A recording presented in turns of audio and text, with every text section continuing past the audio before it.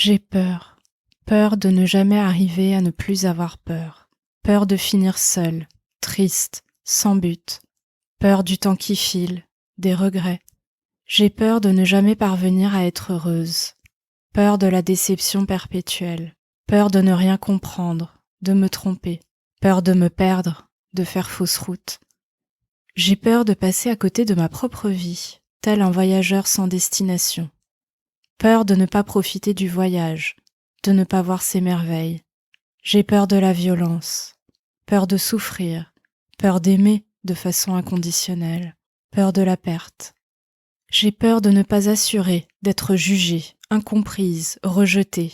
Peur d'oser, oser transgresser, oser m'affirmer.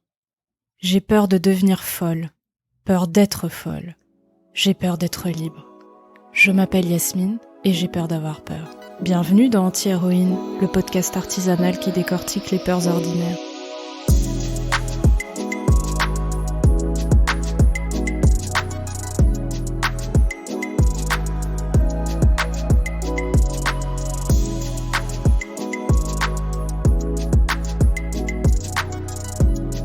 Ça fait 4 ans que j'ai arrêté de prendre le métro, que je tremble dans l'ascenseur, que je check les serrures et que j'évite de m'enfermer dans des toilettes. J'appréhende chaque déplacement, chaque sortie hors de chez moi. Je redoute de faire des attaques de panique dans les endroits ou les situations les plus banales qui soient. J'évite, je fuis ou traverse le plus vite possible toute situation potentiellement anxiogène. Cette anxiété m'accompagne partout. Dès que je sors de chez moi, je m'expose à un danger imaginaire. Je dois donc endosser une armure invisible pour ne pas céder à la peur. Il y a des périodes où marcher au bout de ma rue relève de l'exploit.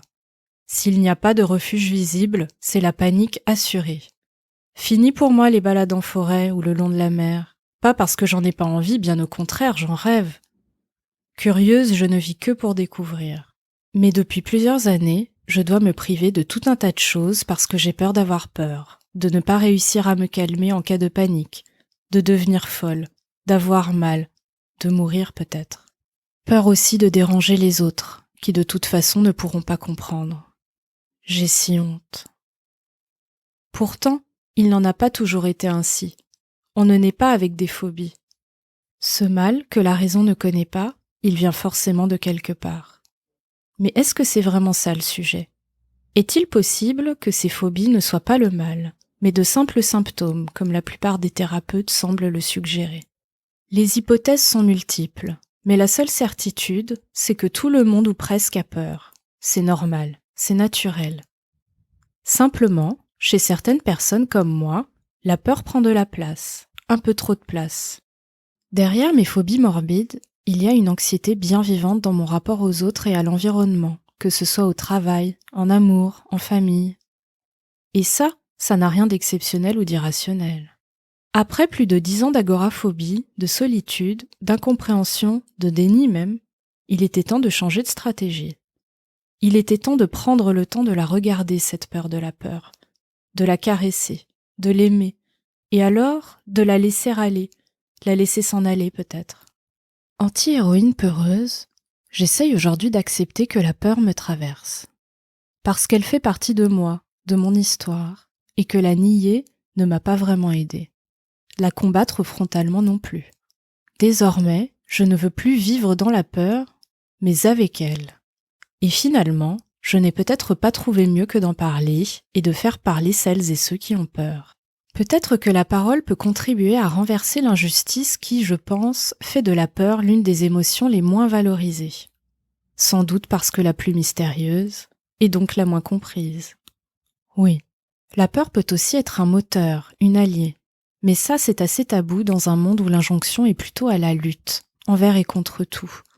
La lutte est d'ailleurs bien présente dès le début de l'histoire qui va suivre. Il paraît que le vrai courage, c'est celui d'être soi. Alors me voilà, avec ma peur, absurde mais bien réelle, d'avoir peur.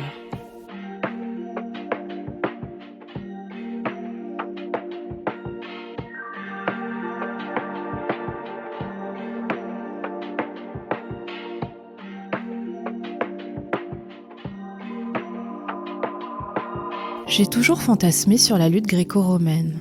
Marquée par les années de mon enfance passées en Grèce et par une petite initiation au collège, j'avais très envie de réessayer.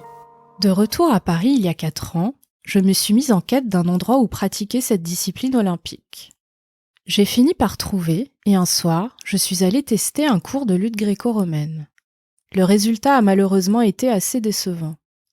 Là où je fantasmais sur des corps d'Apollon qui sentent bon la transpiration, je me suis trouvée entourée d'étrangers et d'étrangères qui suaient à grosses gouttes et ne sentaient pas si bon que ça finalement. Non pas que je craigne la promiscuité, mais mélanger ma transpiration à celle de gens que je ne connais pas n'a jamais vraiment été mon truc. J'ai tenu bon pendant toute la durée du cours. En plus, les gens étaient très gentils, bienveillants et patients avec moi. Ils faisaient exprès de ne pas trop m'envoyer par terre, par exemple. Mais chaque corps à corps était pour moi un supplice, de dégoût, pas de plaisir.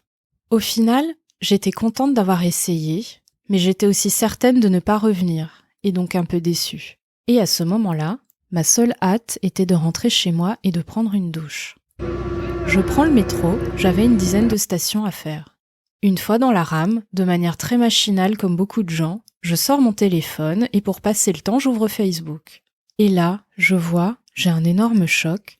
J'apprends par un post Facebook qu'une fille qui était avec moi au lycée était décédée. Une fille de mon âge, donc 32 ou 33 ans à cette époque. Elle était maman d'un petit garçon qui devait avoir dans les 8 ans. Et donc j'apprends ça comme ça, de manière brutale. Je ne savais même pas qu'elle était malade, je n'étais pas préparée à ça. J'avais vu passer sur Facebook des photos qu'elle avait postées d'elle où elle avait la tête rasée. Elle était super belle, bien habillée, élégante.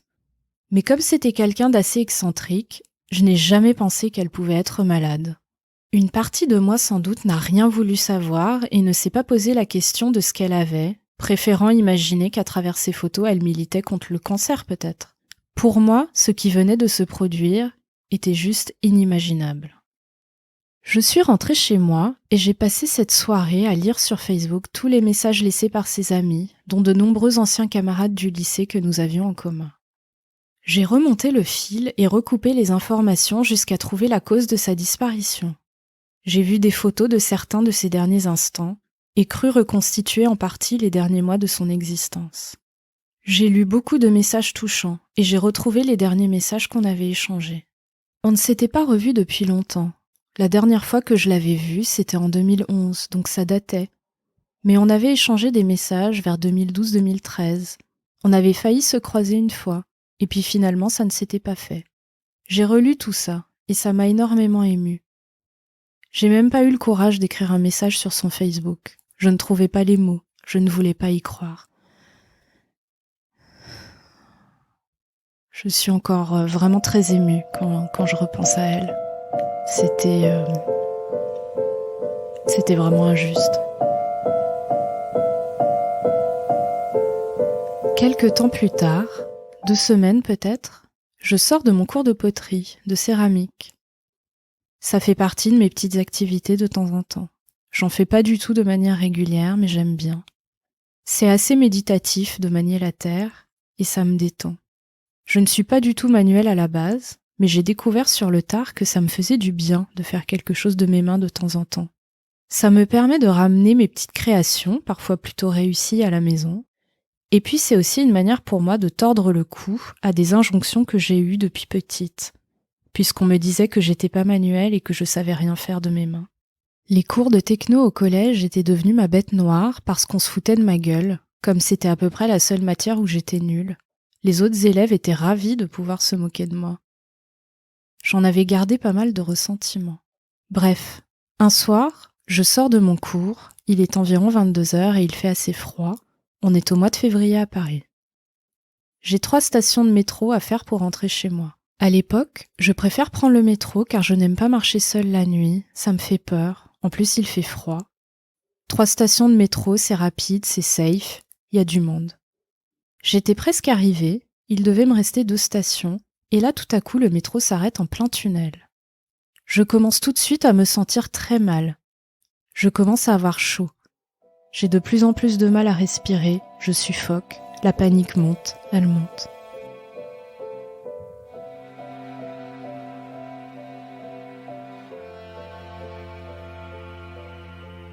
Je suis claustrophobe depuis assez longtemps, mais cela ne m'avait jamais, en tout cas jusqu'ici, empêché de prendre le métro ou d'être dans d'autres endroits fermés. Simplement, le fait de me retrouver enfermée et de ne pas pouvoir m'enfuir m'angoisse au plus haut point à ce moment-là, sans que je sache pourquoi. Le premier réflexe que j'ai, c'est d'attraper mon téléphone. Et j'ai de la chance parce que dans le métro parisien, en tout cas dans la plupart des endroits, ça capte. Et donc j'appelle ma mère. J'appelle ma mère comme une petite fille qui se sent en danger et ne sait pas qui appeler à l'aide d'autre que sa mère. Décidément, j'ai beaucoup de chance puisque ce soir-là, ma mère, qui normalement ne répond jamais au téléphone et se couche comme les poules, répond du premier coup à 22h passées. Elle répond, évidemment je ne lui dis rien de l'état dans lequel je suis et j'essaye simplement d'engager la conversation, de penser à autre chose que cette terreur envahissante, de faire passer le temps, d'oublier que je suis bloquée dans un tunnel sans savoir pour combien de temps. Tout en l'écoutant, j'essaye de me calmer, de respirer. Ça dure peut-être, je ne sais pas, en réalité sans doute pas très longtemps, quelques minutes je crois. Mais pour moi c'était long, beaucoup trop long, et le souvenir de cet état douloureux de panique ne me lâchera plus. La voix réconfortante de ma mère n'y changera rien. Le métro a enfin redémarré, heureusement ça ne s'est pas éternisé. De toute façon ça s'éternise quand même assez rarement en réalité. Bien sûr, je me suis ruée vers la sortie à l'arrêt suivant.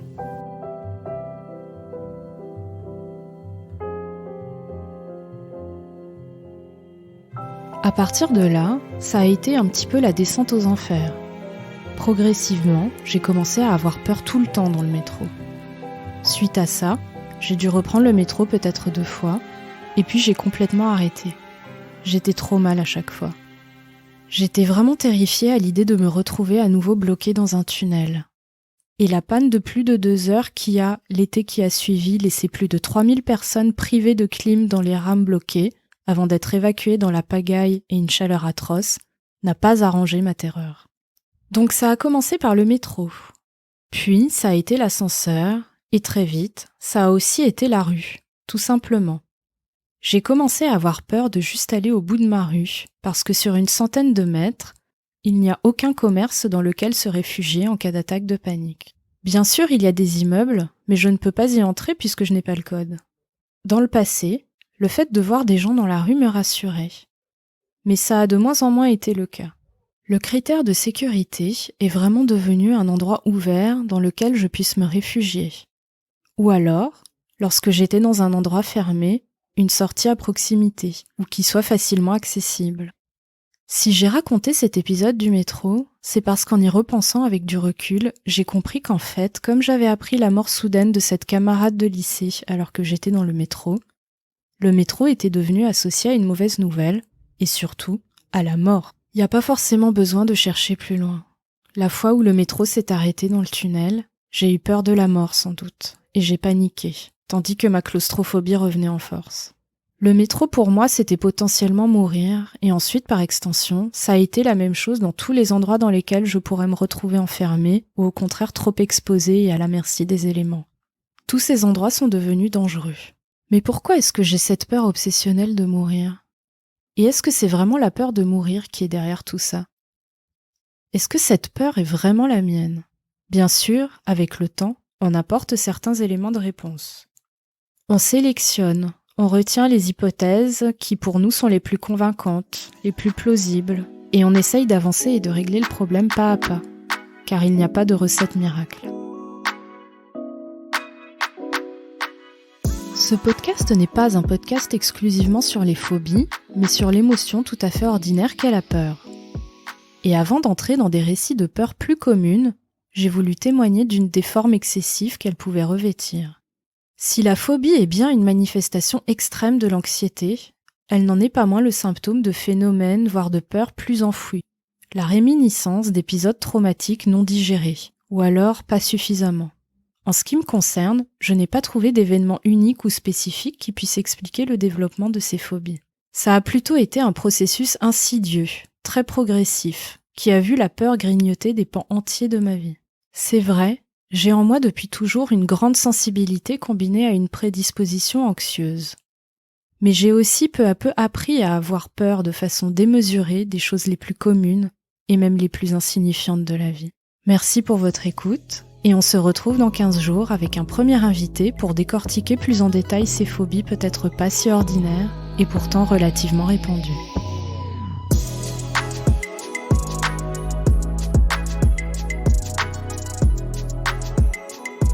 Si cet épisode vous a plu ou si vous voulez soutenir la suite de cette enquête sur la peur, je vous invite à mettre autant d'étoiles que vous le souhaitez sur votre application de podcast. Vous pouvez également suivre les actualités du podcast, faire des retours ou bien proposer des sujets ou des témoignages pour de prochains épisodes sur le compte Instagram antihéroïne.podcast. Merci pour votre soutien.